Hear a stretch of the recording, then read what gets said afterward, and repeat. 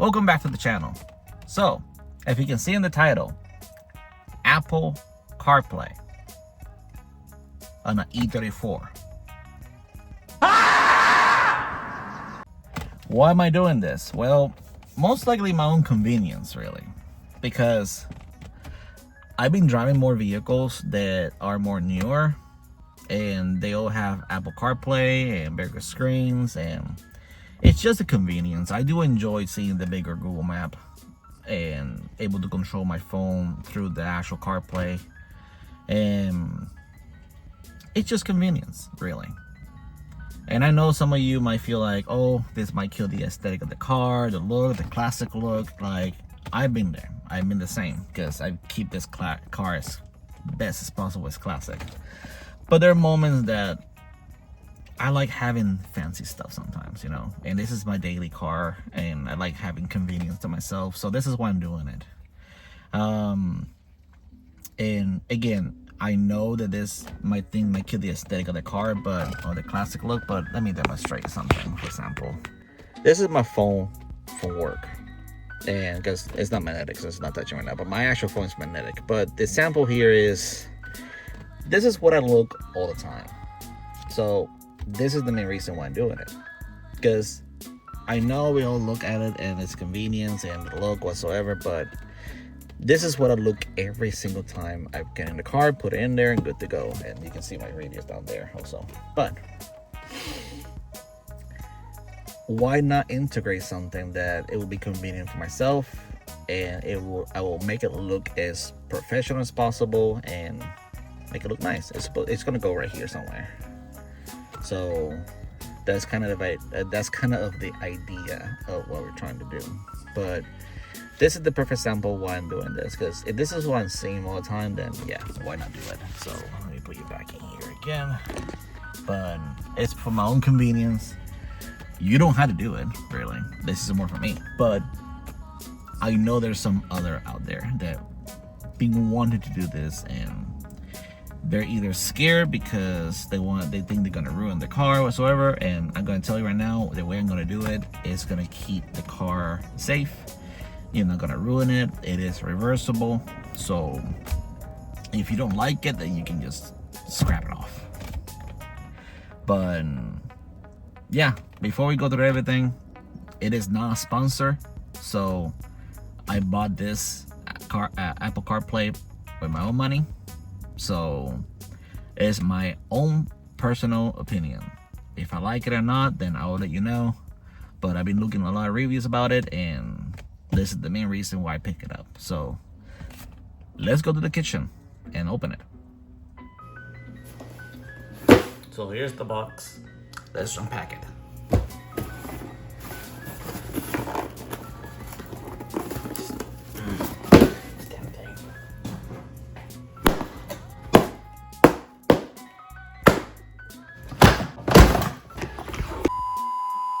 That shall do it. There we go. More taping.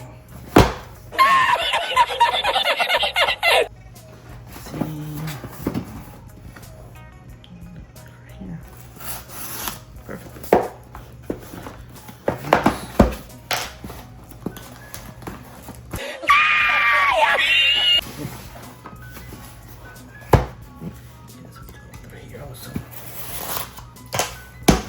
Should do it.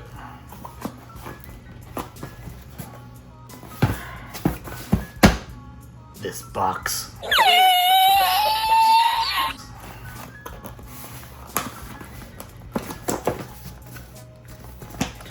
Yeah, there's some here also. Yeah. Oh, there it goes.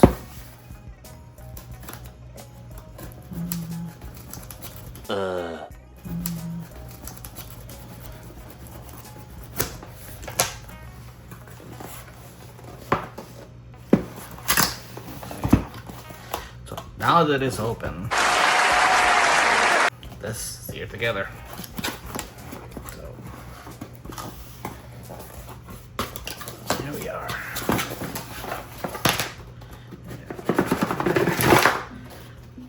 So we got a couple things in here. Here's the actual thing. So it brings its own camera system also. It has its own wire to connect. It does bring its own little bracket, but I'm not gonna use this one. So it also has its own camera, the input to USB.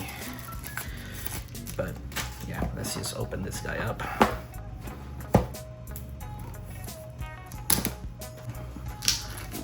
Put this up very quick. So put this off. You're gonna put together. There you go. It's a very nice display. Small but convenient for what I wanted. Here is the other parts that comes with, besides the actual screen. It has its own power outlet that goes to the 12 volt, but I'll be using a Hardwire connection also, so I will not be using this. It has its little mount bracket, the connector, a little flat surface. It has its own USB to Type-C. I think this is for making updates with USB whenever it needs to have updates. Oh nice, it brings also a 3M tapes for putting it flat on the dashboard if you need to.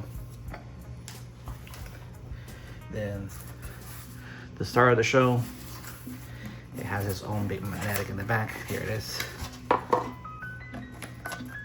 Take it off somehow. There you go.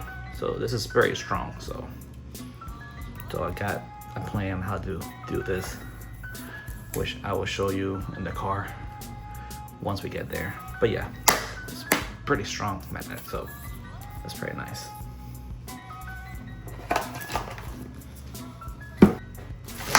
This is everything it brings. There's only a couple things I'll be using from here. So once I get there, I'll demonstrate you and we can go from there.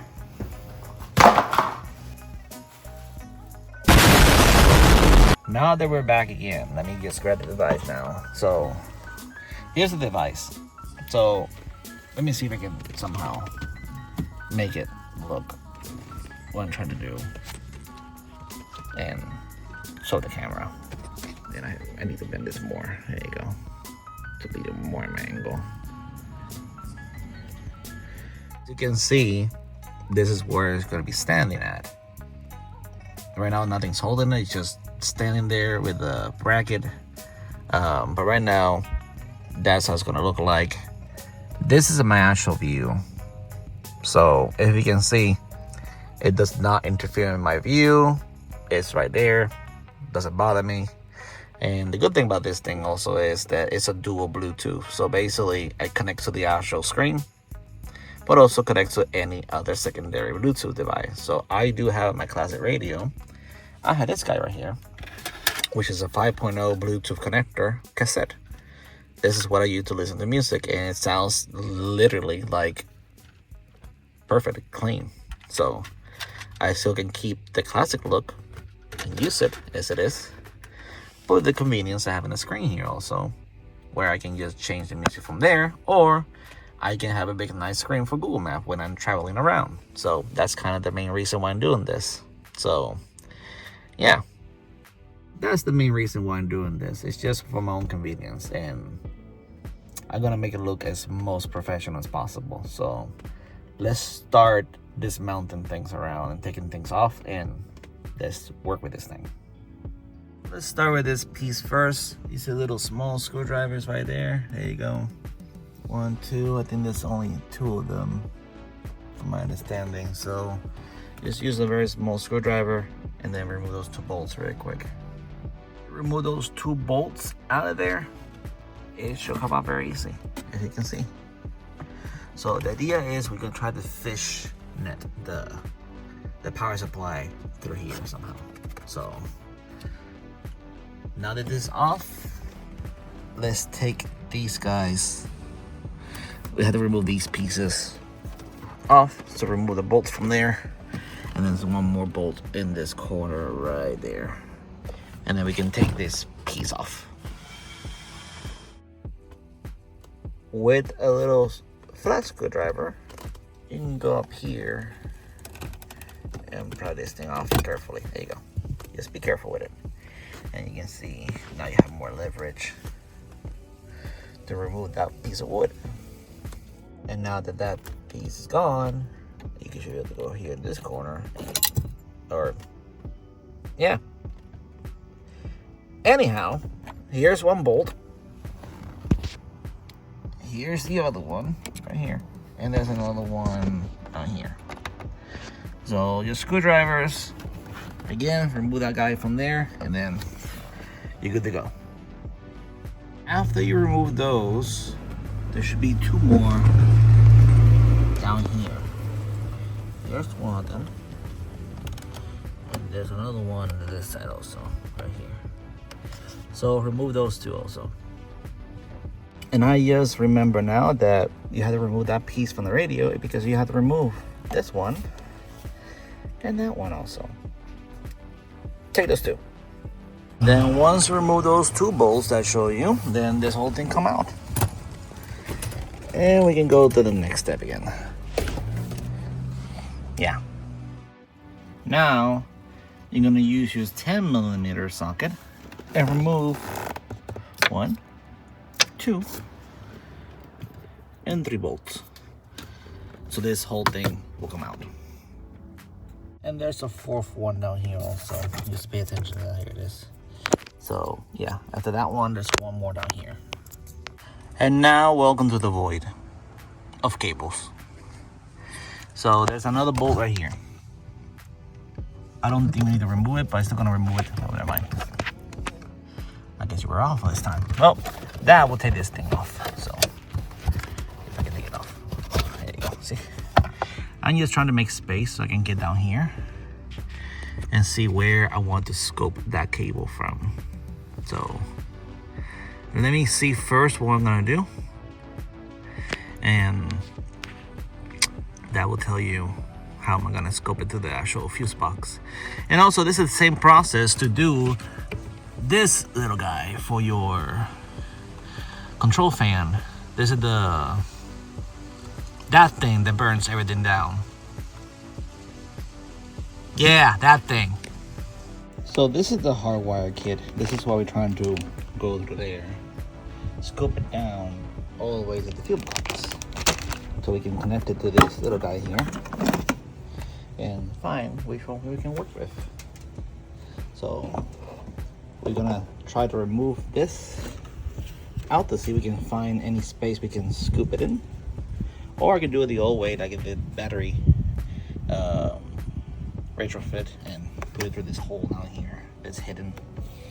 So let's see what is more convenient to do. Also making some measurements, the cable is not long enough, at least for the positive, to reach the fuse box where I'm going to route it to. So be aware to have some wires to make any modification and extend it a little more longer. Now that we make our positive more longer, now we should be able to work in the fuse box system. So at the moment, we're going to go ahead and try to fish this cable through that hole all the way down, so that way we can take the actual Type-C cable and reach it up here again. Now that we actually put this guy here, we can go to the next step and just pull the Type-C up. Now that the Type-C is connected to it, all we need to do is just pull it and it should come out, hopefully. See, there you go, super easy. See, now we can go to the next step. Now we're back to the fuse box. So now we're going to test the voltage to see which one of the fuses I want to use to power up the actual unit. So the main idea is to find a fuse that is not always active. We want to find this one ACC, which is only current when it's on, because always active means the battery is always connected to it, or even when the car is off. So let's test this out very quick to see which one is functioning and see in the list here what can we use from here. Now testing some, you want to put one in your negative and start testing them. As you can see, some of these guys, they're dead. But some of these guys, you might notice this might have a voltage like right there. So that means there's always power supply in those fuses. So we want to find one that is not active. So let me find all of them and see which ones I want to use. So I did find out that the one I'm gonna go with is with radio right here, which is number 18. So as you can see, I took off number 18 because that's the one I want to use to operate the system also. So we're gonna try to plug in this guy on. So the way this works is the bottom one to the actual fuse also. That's the original fuse. And this one on top is the new connector that's gonna go and power up that unit also. So that way they're completely separately. Then you plug this together and use the ground into a ground system, and we can try to power it up to see that works. Now that this is connected and very solid, this is just at the moment to test it out before we do the whole wiring system, just to make sure the unit's working. So that's connected. I brought the cable, the negative, to the ground just to test it out. And right now, if that fuse was alive, this would have turned on already. But now, with the keys on, it's working. So that means that the radio fuse is working perfect with this guy. So that's the one we're gonna go with. Perfect. I also have this little wire mesh so I can protect it from the elements and heat. So I'm gonna put it all together so it looks nice. So whenever I transfer all the cable through here, you don't see a red cable out of nowhere. So let me do that really quick.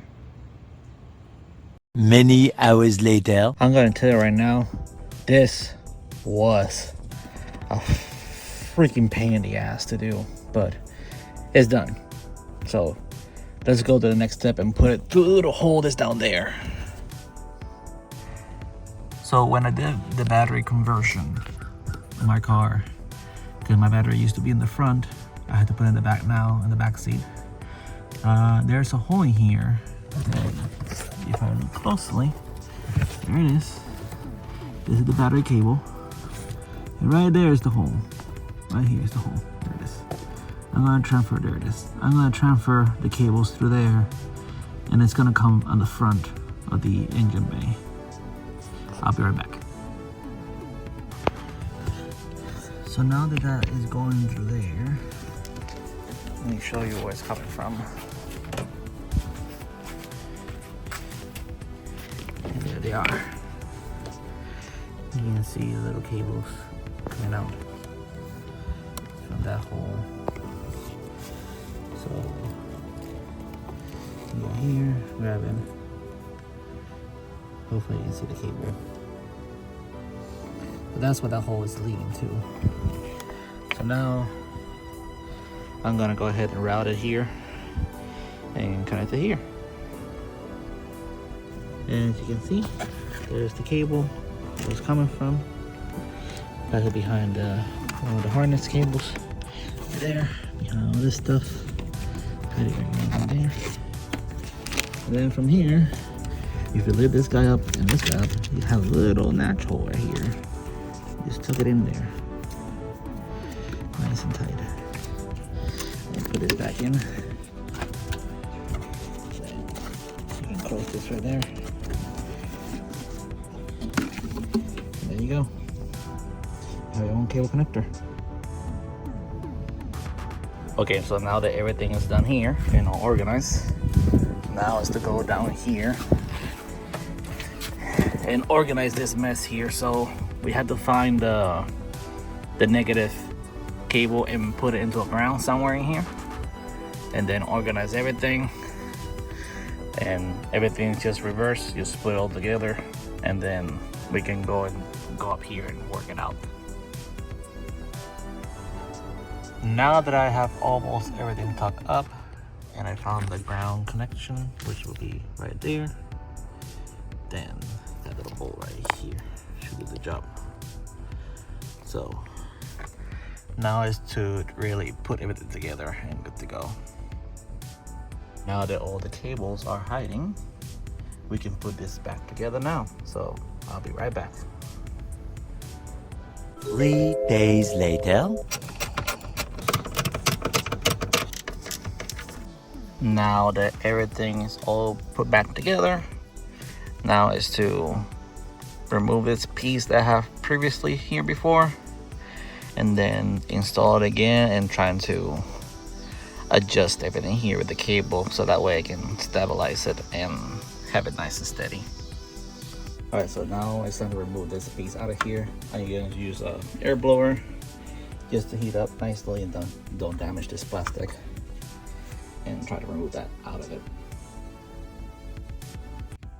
After carefully blowing it up with hot air, and again take it slow because these can be brittle and they can break, so you don't want to damage it. So just blow it up, start peeling, blow it up again until it comes off. Now I'm going to use some alcohol to clean this little after glue, and then I'll clean this up pretty quick, a little bit of dust around, and then we can do the installation. Now that it's all clean, let's just go ahead and spray it out and clean it off. Make it look nice.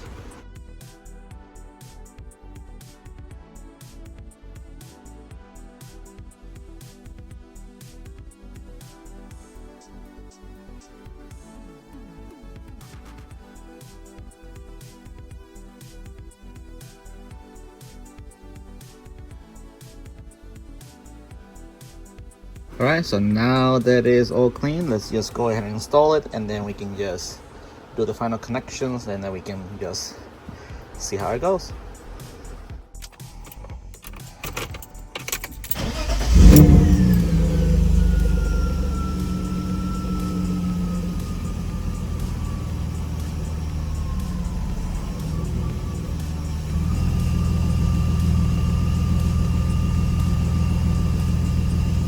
Yesterday.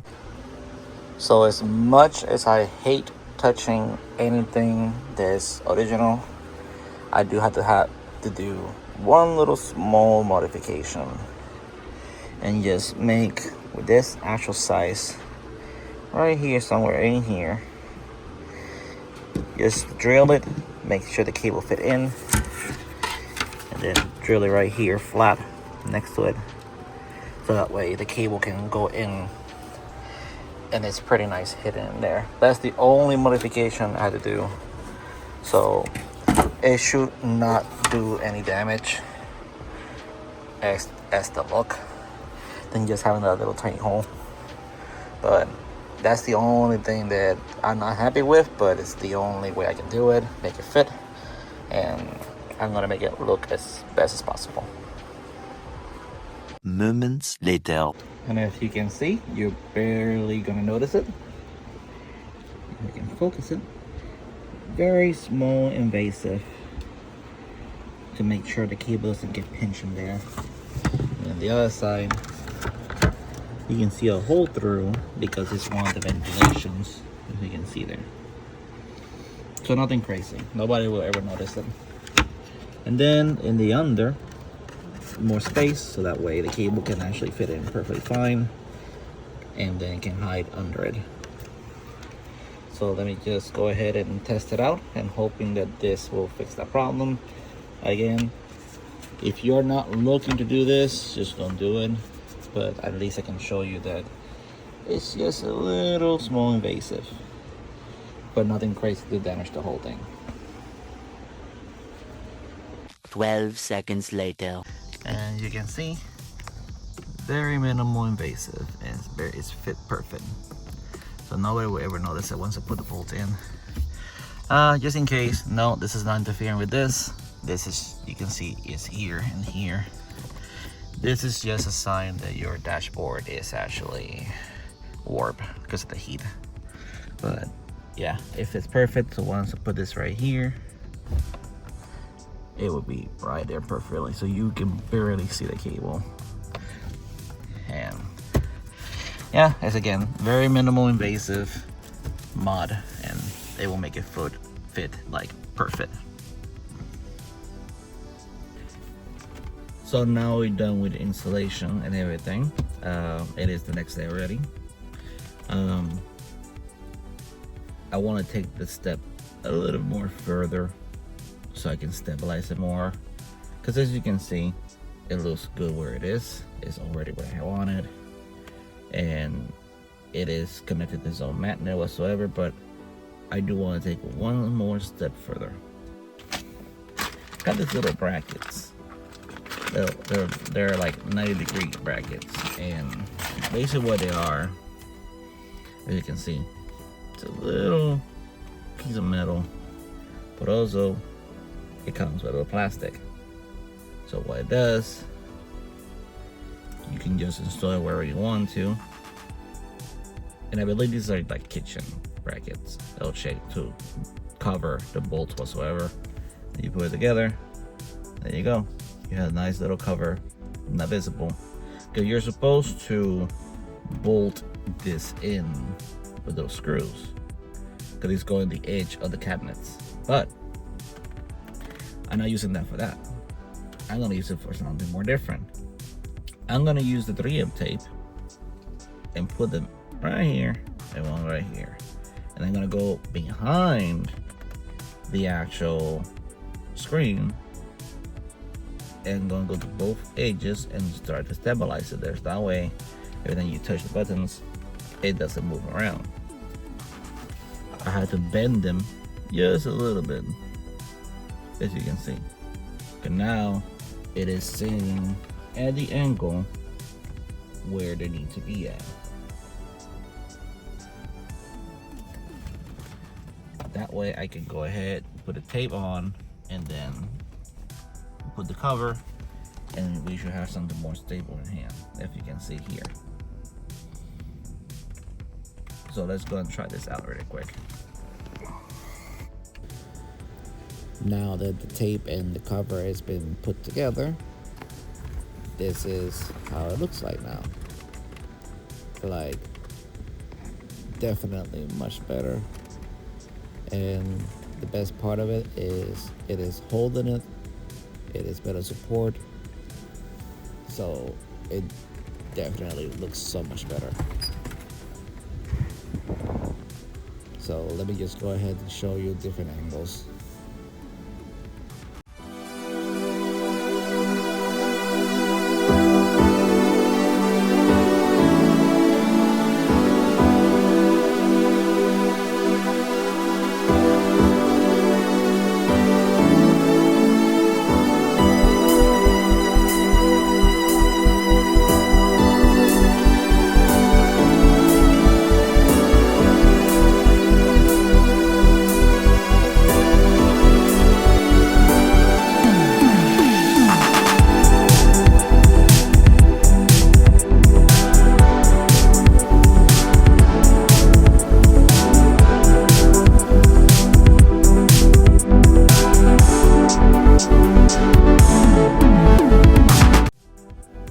Now you can see it's very solid now, so it really helps a lot having that there.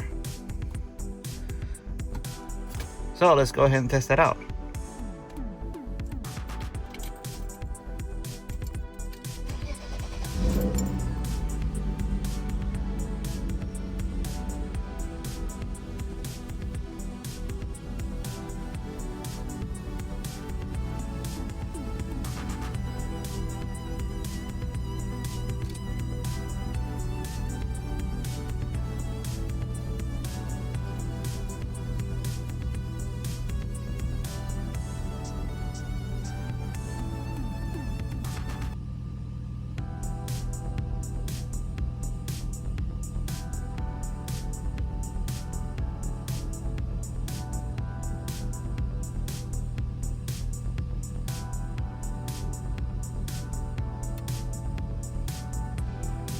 As you saw there, that was basically turn on the system, and it has its own logo and everything. You can adjust that in the settings.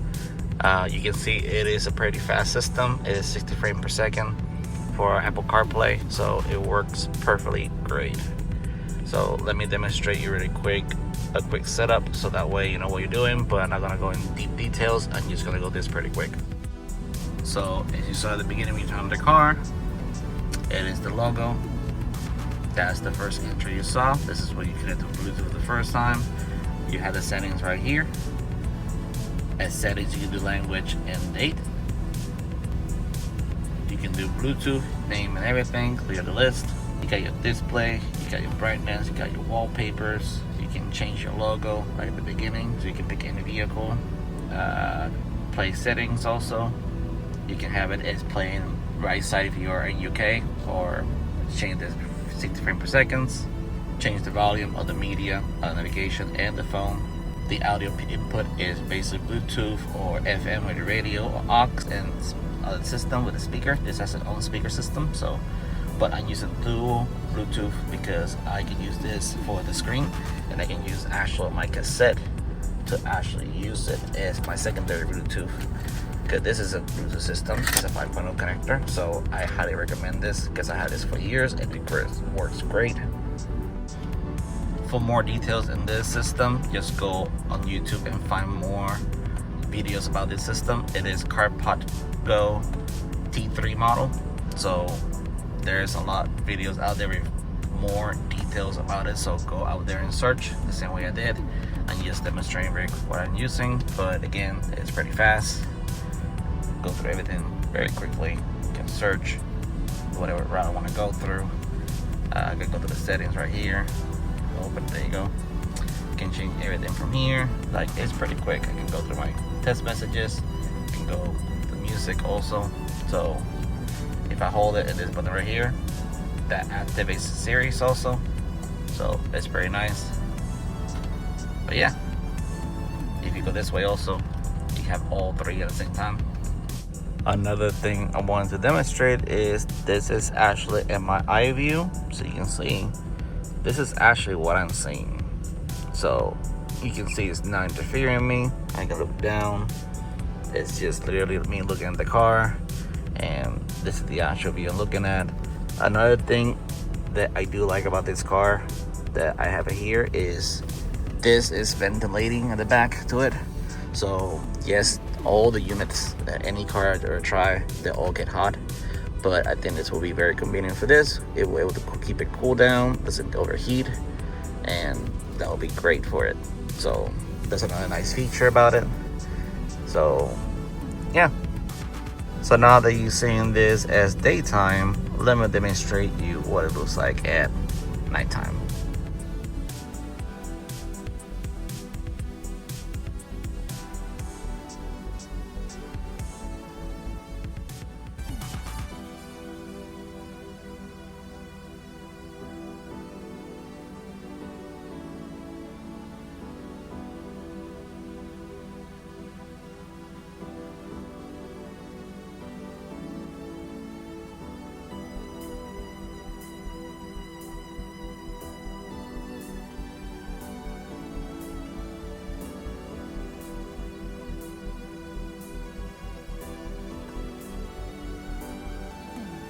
So that's the installation for the Apple CarPlay, the CarpodGo T3 model.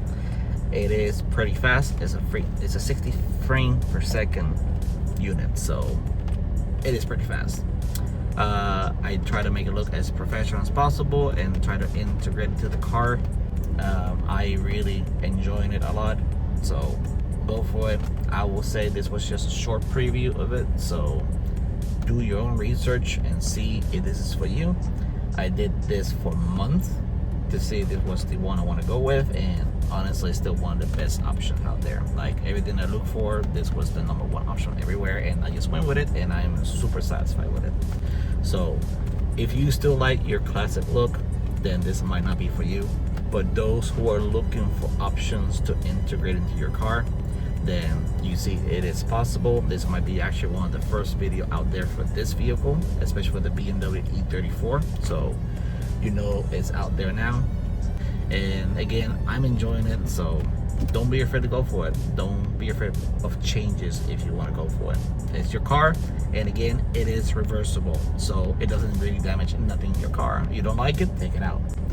I do have other projects coming up before doing surgery, so hopefully I can do that before that happens. So let's see what happens. So like and subscribe. I hope this was helpful, and until next time, peace out.